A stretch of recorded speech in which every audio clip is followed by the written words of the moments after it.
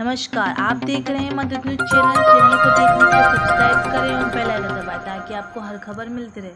उदयपुर 29 जुलाई। राजस्थान राज्य अल्पसंख्यक आयोग के अध्यक्ष रफीक खान शुक्रवार को उदयपुर दौरे पर रहे। खान ने यहां जन सुनवाई की और 15 सूत्री कार्यक्रम की समीक्षा बैठक लेते हुए संबंधित विभागीय अधिकारियों को महत्वपूर्ण निर्देश दिए। समाज के अंतिम तबके तक पहुंचे योजनाओं का लाभ। विभागीय समीक्षा बैठक लेते हुए आयोग अध्यक्ष रफीक खान ने कहा है कि अल्पसंख्यकों के कल्याणार्थ केंद्र व राज्य सरकार द्वारा कई प्रकार की योजनाओं को चलाया गया है। ऐसे में समस्त अधिकारियों, कर्मचारियों और अल्पसंख्यक कल्याण से जुड़ी संस्थाओं का दायित्व की जागरूकता कार्यक्रम चलाते हुए समाज के अंतिम पायदान पर बैठे पात्र व्यक्ति को इन योजनाओं का पूरा लाभ पहुंचावे। उन्होंने विदेशों में स्तरीय उच्च शिक्षा प्रदान करने के लिए समाज के अल्प आय वर्ग के लिए राज्य सरकार द्वारा प्रारंभ की गई योजना के बारे में बताया और इससे लाभान्वित कराने के लिए अधिकारियों को जानकारी आम जनता तक पहुंचाने के लिए निर्देश दिए।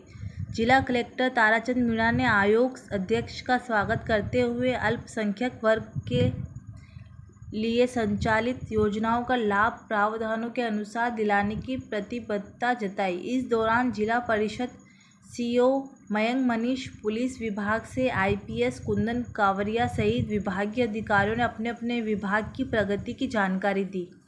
जो आप योजना बता रहे हो ब्लॉक में होगी, कहीं भी हो सकती है, बस ये क्राइटेरिया है कि ब्लॉक का तो क्या है, रिकॉर्ड तो भी हो सकता है। हाँ सही है। मदरसा आधुनिकीकरण योजना के तहत सर जिले में पंचायत समिति मुख्यालय बिल्डर है, उसमें सर मदरसा 10वीं पब्लिक उच्च आधुनिक विद्यालय है, वहाँ पे मदरसा निर्माण कार्य है वो कंप्लीट हो चुका है। माइनॉरिटी कमीशन की बैठक आज उदयपुर में ली गई और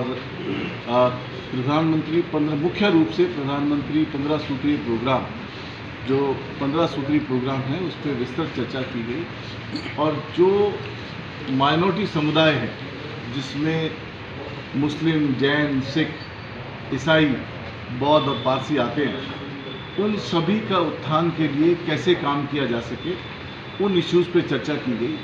कैसे एजुकेशन का मामला, एजुकेशन का दायरा बढ़ाया जाए, कैसे एजुकेशन का फ़ायदा मिले, कैसे लोगों को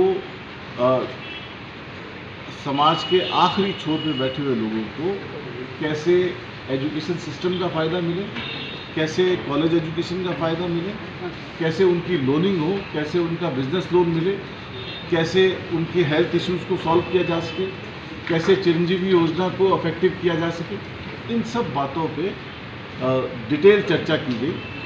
मुख्यमंत्री जी अशोक गहलोत जी की सोच है, उनका ऐसा मानना है कि जो आप स्कीम्स देख रहे हो, चाहे वो महात्मा गांधी स्कीम हो, चाहे वो चिरंजीवी योजना हो, चाहे डिस्पेंसरी का मैटर हो, चाहे हॉस्पिटल का मैटर हो, चाहे सेटेलाइट खुल रहे हो, चाहे मेडिकल कॉलेज खुल रहे हो, इन सब को खोलने का और इन सब पे काम करने का एजेंडा खाली ऐसे नहीं है कि हम हवा में बात कर रहे हैं। मुख्यमंत्री जी ये चाहते हैं कि आज जो मध्यम वर्ग से नीचे का आदमी है और जिसकी तादाद बहुत ज़्यादा है, जिसकी तनख्वाह 15-20 हज़ार रुपये से कम है, उनको उस आदमी का जिसका परिवार उस पर आश्रित है, उसके खुद के खर्चे के लिए जहां वो नौकरी पे जाता है उसको 1000-1500 रुपये उसके कन्वेंस के चाहिए। पेट्रोल डीजल की मार उसके चेहरे के उसकी कमर के ऊपर है, गैस की मार उसकी कमर के ऊपर है। तो ऐसे लोगों को कैसे फ़ायदा पहुँचाएगा? जिस आदमी का 1000-1500 रुपये उसकी पॉकेट का उसका खर्चा अपनी जेब से उसके जॉब पे आने जाने में खर्च हो जाता है, 1000-1500 रुपये उसकी बच्चे की एजुकेशन में खर्च हो जाता है, 1000-1500 रुपये उसके घर में किसी आदमी की दवाई पानी पे खर्च हो जाता है, 1000-1500 रुपये उसका बिजली पानी पे खर्च हो जाता है। तो मुख्यमंत्री की ये सोच है कि उनको कैसे फ़ायदा पहुंचाया जाए, कैसे उनको लाभान्वित किया जाए।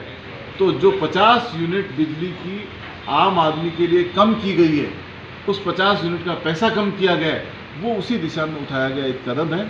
इस कमरे में मौजूद सभी लोगों को जब इनिशियली हमने प्रपोजल दिया था तो ये दिया था कि इसका फ़ायदा जो तबके के हैं उनको दिया जाए, लेकिन मुख्यमंत्री जी ने बड़ा दिल दिखाते हुए ये फायदा सभी को दिया। और मुझे खुशी है ये बताते हुए कि समाज के हर आदमी को, बल्कि अपन इस कमरे में जितने भी आदमी बैठे हैं, हर एक आदमी को 750 रुपये 50 यूनिट का फायदा मिल रहा है। उसके अलावा Mahatma Gandhi English medium school खोले गए।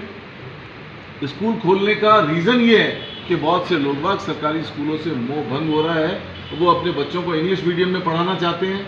तो इंग्लिश मीडियम में कैसे पढ़ाए, कैसे उनका सर्वाइवल हो, तो उस दिशा में कदम उठाते हुए पूरे डिस्ट्रिक्ट, हर डिस्ट्रिक्ट में 40 से 50, 60, 70 इंग्लिश मीडियम स्कूल खोले जा रहे हैं ताकि उन आदमियों को फ़ायदा मिले, और ज़ीरो फीस के साथ खोले जा रहे हैं ताकि आम आदमी के ऊपर कोई बर्डन नहीं पड़े।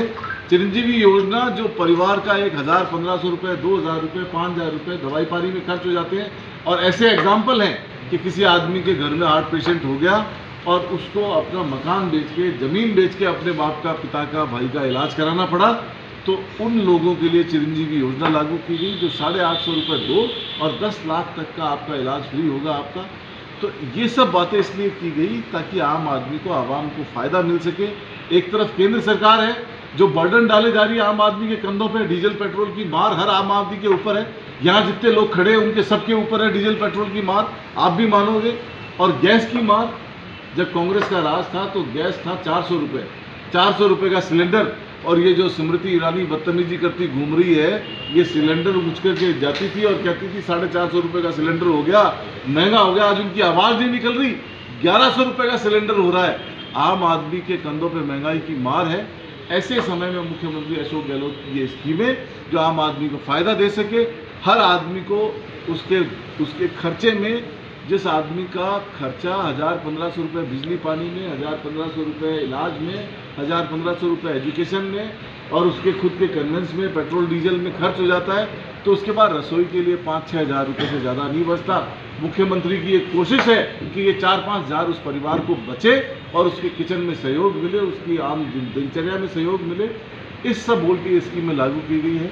मेरा यहाँ आने का कैसे उतरे, कैसे उनको लास्ट आदमी के आखिरी छोर तक पहुंचाया जाए, कैसे उनको आम आदमी को फ़ायदा दिया जाए, उसको इम्प्लीमेंट कैसे किया जाए, इस सब के लिए मैंने आज यहाँ मीटिंग करी। और मुझे खुशी है बताते हुए आपको कि बहुत सारी योजनाएं हमने आज जो योजनाएं रुकी हुई थी उनको चालू करने की कोशिश की। जिन योजनाओं में परफॉर्मेंस अच्छी थी उनको बधाई दी, शाबाशी दी, और जिन योजनाओं में क्रियान्विति में कमी है उनको जागरूक किया, आगाह किया, उनको चेताया कि ये काम आपका ठीक नहीं है। आपको जितनी भी सुविधाएं, जितनी भी चीज़ें हम समाज के छोर के हर आदमी के लिए कर रहे हैं, उस तक पहुँचे। बहुत सारे प्रस्ताव लिए गए हैं, रेजिडेंशियल स्कूल के प्रस्ताव लिए गए हैं, प्रधानमंत्री जन आवास योजना और बहुत सारी योजनाओं के लिए जो प्रपोजल चल रहे हैं, उसमें आज करीब 20-22 करोड़ के प्रस्ताव हमने लिए हैं कमेटी के अंदर। हम इन प्रस्तावों को मूव करेंगे, कोशिश करेंगे कि मुख्यमंत्री का सपना साकार हो, आम आदमी को जो फ़ायदा मिलना चाहिए वो फ़ायदा मिले, और हर आदमी को जो सोशल सिक्योरिटी का राइट कांग्रेस पार्टी ने दिया समाज के अंदर, मुख्यमंत्री अशोक गहलोत उस पर काम कर रहे हैं और उस पर क्रियान्विति हो, ऐसा हम करने की कोशिश करते हैं। योजनाओं से जो लाभ मिल रहा है वो कहीं न कहीं देखा जाए तो रेवड़िया बांटने के समान हो गया है। दूसरा ये है कि क्या पिछले लंबे अरसों से जो योजना, रेवड़िया बांटने के नाम पर डायलॉग बहुत हो रहे हैं। सर मेरी बात तो सुन लीजिए, आपका कथन तो मैं पूरा सुन लिया। बात ये है कि पिछले लंबे सालों से योजनाओं का लाभ लाभार्थी ले रहे हैं। क्या इतने सालों में ऐसे लाभार्थी नहीं जो उन योजनाओं से ऊपर उठ के आर्थिक स्थिति को सुदृढ़ कर पा रहे हो? क्या वो लोग जो अभी गेहूं ले रहे हैं या कुछ भी ले रहे हैं, बड़ी बड़ी गाड़ियों के अंदर आकर गेहूं ले जा रहे हैं और मंडियों में बेच रहे हैं, तो उनको लाभार्थी कहें या कुछ और कह दें? आपकी बात बिल्कुल जायज़ है, बहुत वैलिड सवाल उठाया आपने, और मुझे खुशी है कि कोई पत्रकार बंधु बोलने पे मुखर हुआ। 2-4 बात मैं भी और बोलूँगा, वो भी बोलना। इसमें कोई दोहराए नहीं कि स्कीम्स का इम्प्लीमेंटेशन जिस प्रभावी तरीके से होना चाहिए उतना प्रभावी नहीं हो रहा है। जो रेशियो समाज को बेनिफिट मिलना चाहिए वो रेशियो नहीं मिल पा रहा है। मेरे को माइनॉरिटी कमीशन का जिम्मा दिया गया है। मेरी एक कोशिश रहेगी कि जो समाज को लाभ मिलता है वो मिले, और जैसा आपने इंगित किया कि कोई आदमी अगर गलत तरीके से गेहूँ ले जा रहा है, तो मैं आपको बता दूं ये बात कि हमारी सरकार बनने से पहले लाभान्वितों ने ऐसा कर रखा था, सरकारी कर्मचारियों तक ने राशन में नाम जुड़ा रखा था, लेकिन मुख्यमंत्री अशोक गहलोत नाम है, एक का भी पीछा नहीं छोड़ेंगे। ऐसा आदमी कोई काम करेगा तो केसेस बने हैं, नाम विड्रॉ हुए हैं। 20 लाख आदमी जो मिसयूज कर रहे थे वो हमने इन 3.5 सालों में कम किए हैं और उन आदमियों को लाभान्वित करने की कोशिश की है जो वाकई जरूरतमंद है। देश के अंदर आज प्रॉब्लम ये है कि सही के लिए हमारे पत्रकार साथी भी आवाज नहीं उठाते हैं। आवाज आप जैसे हमने तो उठाई उठाओगे। थी, वार्ड नंबर 12 का पार्षद 62,000 रुपये रिकवरी नहीं कर पा रही है सरकार। Let me explain. आज आप उठा रहे हो, अगर ये आवाज नहीं उठाओगे तो छोटी मोटी चिंताएं तो दूर, देश में डेमोक्रेसी खत्म हो जाएगी। आज देश के अंदर जब शिवसेना का एमएलए खरीदा जाता है, उसकी संख्या 20 से ऊपर 25 होती है या 25 से 26 होती है, तो मीडिया चलाता है कि शिवसेना का 1 विकेट और गिरा। वो विकेट नहीं है, वो मीडिया जानता है कि वो पैसे देके खरीदा जा रहा एमएलए है। वो मीडिया अच्छे तरीके से जानता है कि देश में डेमोक्रेसी वोट किसी और को दे रहे हैं, सरकार कोई और बना रहा है। मीडिया को खुल के लिखना चाहिए। जब भी इस दौर की चर्चा होगी उसमें मीडिया को भी बख्शा नहीं जाएगा। आज देश के अंदर हम वोट किसी और को कर रहे हैं और सरकार कोई और बना रहा है।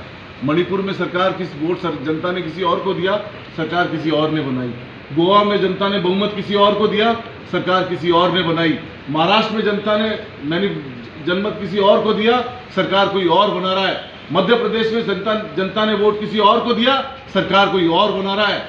आप लोगों से सबसे गुजारिश है, देश में 7-8 प्रदेश ऐसे हैं जहां डेमोक्रेसी की हत्या कर दी, मर्डर कर दिया डेमोक्रेसी का खात्मा हो जाएगा अगर आज हम भी बोले।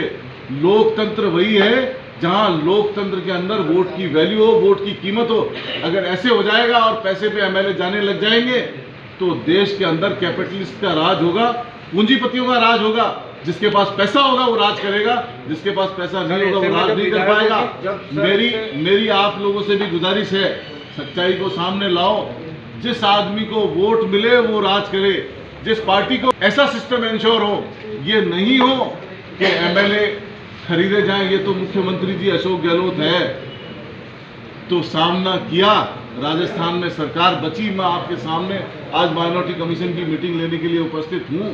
अगर ऐसा मुख्यमंत्री जी की जगह कोई कमजोर मुख्यमंत्री होता तो जो हालत मध्य प्रदेश में हुई, जो हालत महाराष्ट्र में हुई, जो हालत बिहार में हुई, जो हालत मणिपुर में हुई, जो हालत गोवा में हुई, वो हालत राजस्थान में हो गई। अन्य राज्यों के जो मुख्यमंत्री थे वो कमजोर थे, मतलब यही मजबूत रह गए थे।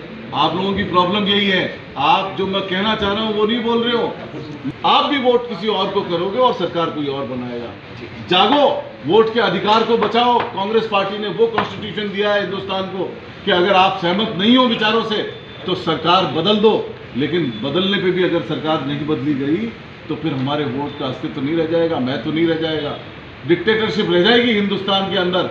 हिंदुस्तान के कानून का अंत हो जाएगा और ऐसे कानून बनेंगे जैसे अभी अग्निवीर में कानून बन रहे हैं। इस तरह के कानून बनेंगे और जब आप मुद्दों की बात करोगे तो टीवी स्क्रीन पे पाकिस्तान को दिखाया जाएगा, इमरान खान को दिखाया जाएगा, दूसरी घटनाएं, सांप्रदायिक घटनाएं दिखाई जाएगी।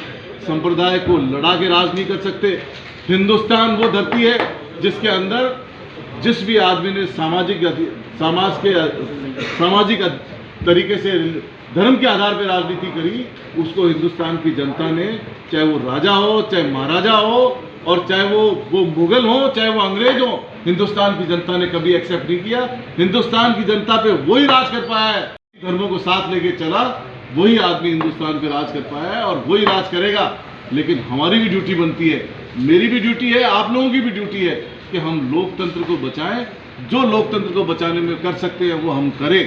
As a minority commission chairman मेरा ये दायित्व है कि आज जो समाज में खाइयाँ बांटी जा रही है, समाजों में दूरियां करी जा रही है, एक दूसरे को लड़ाया जा रहा है, मैं ये कोशिश करूं कि मैं समाज के हर वर्ग के अंदर जो दूरी हो रही है उस खाई को पाटने की कोशिश करूं, समाज को एक साथ लेके चलूं और कोशिश करूं कि हम दोबारा वही समाजवाद, वही सांप्रदायिक सौहार्द का माहौल एस्टेब्लिश कर पाएँ, पीस एस्टेब्लिश कर पाएँ। ठीक है, बहुत अच्छा।